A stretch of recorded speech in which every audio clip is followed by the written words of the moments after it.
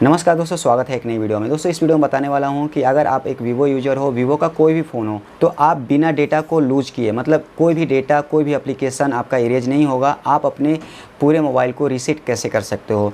तो इसके लिए आपको क्या करना होगा कि अपनी सेटिंग पे जाना होगा। और मेरे हाथ में जो मॉडल है, मैं उसका नाम बताना चाहूँगा। इस मॉडल का नाम है Vivo Y91i। लेकिन अगर आपके पास कोई और मॉडल का फ़ोन है, जब भी आप ये चीज़ कर सकते हैं।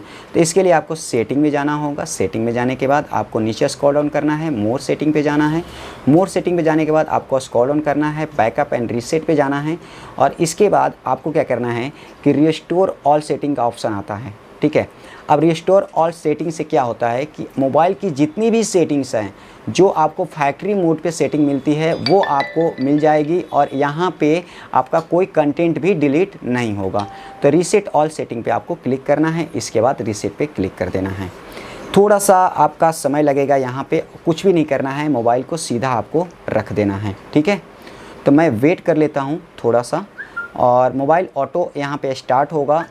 1 या 2 मिनट आपका लग जाता है। और हाँ, चैनल पे पहली बार विजिट किया है तो यार चैनल को सब्सक्राइब कर लीजिए, साथ में बेल नोटिफिकेशन के आइकन को भी ज़रूर दबा लीजिए।